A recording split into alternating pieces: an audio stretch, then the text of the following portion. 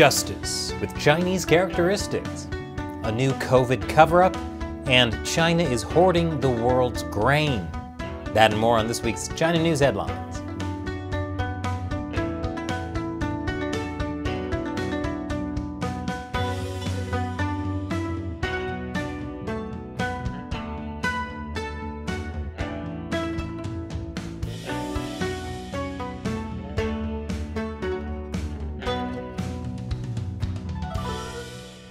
Welcome to China Uncensored, I'm Chris Chappell. And hey, if you haven't heard, our merch store is live. Get yourself a t-shirt like this one, or one of our many other t-shirts and mugs. Visit chinauncensored.tv/merchandise to see the selection and support the show. The link is below. China's justice system is the best in the world. Why, they have a 99.9% conviction rate. It really helps when the verdict is decided before the trial. That's the magic of China's communist legal system.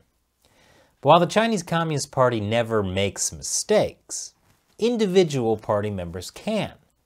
That's why China has created an AI prosecutor that can press its own charges. It's 97% accurate.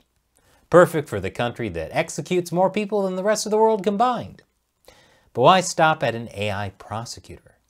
Next step? Making driverless mobile execution vans.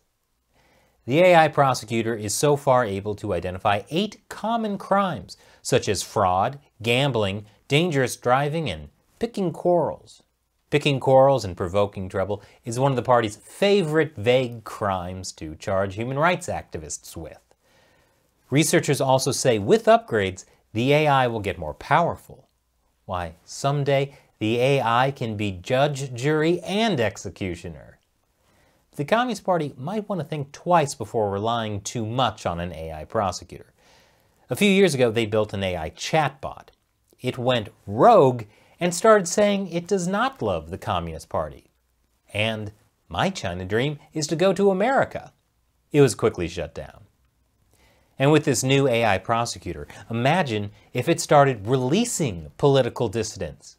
It would be a disaster, and the party can't have that.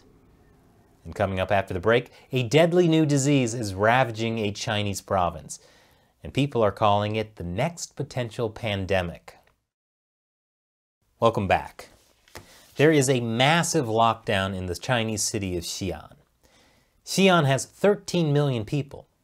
It's the strictest lockdown since Chinese officials sealed off Wuhan in the beginning of the pandemic in 2020. And that's saying something. People can't leave Xi'an without permission. At first, one member of each household was allowed out of their home every 2 days to buy groceries. But then the government stopped letting anyone out to buy groceries.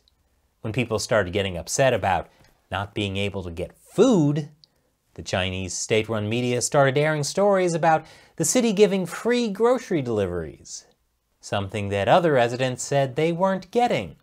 But Xi'an may be locking down for more than just stopping COVID. Xi'an is also facing an outbreak of hemorrhagic fever. There's reportedly an outbreak of epidemic hemorrhagic fever, an infectious disease that can cause severe, life-threatening illness. China's state-run media reported multiple cases, but residents say a lot more were killed. And all designated clinics for treating epidemic hemorrhagic fever are packed with patients. Is it possible the Chinese Communist Party is covering up a more severe outbreak by saying it's a COVID lockdown? First of all, when has the party ever tried to cover up an outbreak? Don't answer that. The good news is that epidemic hemorrhagic fever is caused by hantavirus.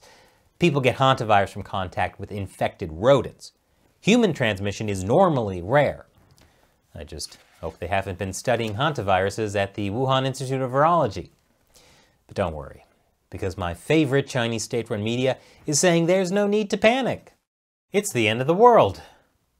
Which is probably why China is hoarding the world's grain. More on that after the break. Welcome back. Have you noticed food getting more expensive in your country? Food prices are up all around the world. And it turns out that China is hoarding over half of the world's grain. That's right, China, with about 20% of the world's population, is hoarding more than 50% of the world's grain. According to the USDA, by the first half of crop year 2022, China will have 51% of the world's wheat reserves, 60% of the world's rice, and 69% of the world's maize. Part of the reason is that China can't domestically meet food demands, but it also gives China tremendous power over the rest of the world. Because China isn't just buying up the food, they're buying up food producers. So let me give you an example. China covered up the coronavirus, so it had time to hoard medical supplies from around the world. China also manufactures much of the world's medical supplies, especially things like PPE and face masks. So when the coronavirus finally went global, every country was stuck relying on China. China even stopped American companies like 3M from shipping their N95 masks from China to the US. So if China controls most of the world's food, how do you think that's going to go? Elon Musk wants to dominate space, and he may crash through the Chinese space station to do it. China is claiming their space station had to take evasive action to avoid collision with Elon Musk's SpaceX satellites earlier this year. My favorite Chinese state-run media, the Global Times, said it was a conspiracy to test China's space capabilities. Whether their claim is true or not, this spells even more trouble in China for Elon Musk. His company Tesla has already been in hot water this year. Especially since word is, the cool people in China don't want Teslas anymore. Riding pigs is the preferred way to travel. And once again, it's time for my least favorite catchphrase. Hong Kong police have arrested more democracy activists. Hong Kong police raided the office of a pro-democracy news site and arrested 7 people for sedition. Stand News was one of the last remaining pro-democracy media outlets in Hong Kong. After the police raid, the Hong Kong government froze the company's assets, and Stand News completely shut down. It's like what happened earlier this year to pro-democracy newspaper Apple Daily, but even faster. What was seditious about Stand News? According to Hong Kong officials, they were publishing inflammatory content to incite hatred towards the government by covering the pro-democracy protests in 2019. But don't worry, because according to Hong Kong officials, they're arresting journalists to protect press freedom in Hong Kong. Hong Kong's number 2 official, John Lee, told reporters that Stand News reporters were bad apples who were just pretending to be media workers. And that was what was really damaging press freedom. And professional media workers should recognize this, say no to these people, and stand far from them. That sounds like a threat. One of the people arrested was friend of the show, Denise Ho. She was arrested for formerly being on the board of directors of Stand News, before resigning earlier this year. Denise Ho is a Hong Kong-Canadian cantopop singer and activist. We actually interviewed her right before the first million-person protest in Hong Kong in 2019. You should check it out, link is in the description below. Denise managed to pioneer a way to survive as an artist and entertainer without relying on the China market. That's something a lot of people could learn from. The good news is that Denise and some of the other people who were arrested were released on bail. But several Stand News editors were denied bail, which is sadly more common now. There are Hong Kong activists who have been denied bail and in prison for almost a year, waiting for trial. At this point, almost everyone we knew in Hong Kong is either in exile or in jail. And speaking of Hong Kongers in jail, Jimmy Lai. They're officially charging the Apple Daily founder with sedition. Jimmy Lai is already in jail, of course. He's already been charged with a bunch of things. But they like to lay it on thick, don't they? Especially when it comes to removing Tiananmen Square massacre memorials. Last week, the University of Hong Kong removed the Pillar of Shame from its campus. And just one day later, 2 more universities removed their Tiananmen monuments. Lingnan University removed a Tiananmen massacre relief, and Chinese University of Hong Kong removed a replica of the Goddess of Democracy, a statue that students built at Tiananmen Square. But here's something hopeful for a change. Students at CUHK held a candlelight vigil at the site of one of the monuments. and they recreated the Goddess of Democracy statue that had been removed. The Chinese regime can take away monuments, but they can't take away people's memories. I'm sure they're working on that. But the Chinese regime knows its days are numbered because President Biden is laying down the law. Like his diplomatic boycott of the upcoming Beijing Winter Olympics. He said no U.S. official is going to attend.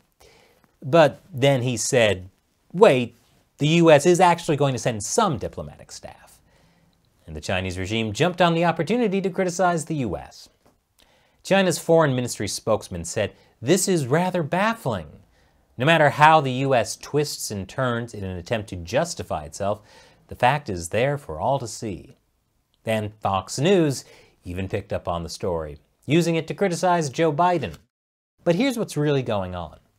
Any visa applications were for consular and security personnel, the State Department said, adding that it was routine to provide athletes, coaches, and others with access to services enjoyed by Americans abroad, and no other U.S. officials will be going.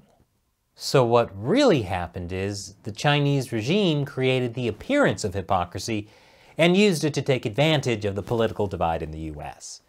When the real story is, the U.S. is doing a diplomatic boycott of the Beijing Olympics because China is committing genocide. And if all that gets lost on people, they've fallen for the propaganda. Speaking of propaganda, it's hard for a small show like ours to make it when competing with powerful, well-funded propaganda from Chinese state-run media. We could not continue China Uncensored without the support of viewers who contribute on the crowdfunding websites Patreon and the community subscription platform Locals. I call them the China Uncensored 50-cent army. And to thank them, we give them a bunch of perks, including me answering their questions on the show. Today's question comes from Shiminsky on Patreon. I've recently learned that it is illegal for the overwhelming majority of citizens of Taiwan to own a firearm. Do you think this law could or should be reconsidered, given the threat of Chinese invasion? You know, that's actually a common misconception. It is not illegal to own firearms in Taiwan. Part of the reason is because of the threat of Chinese invasion.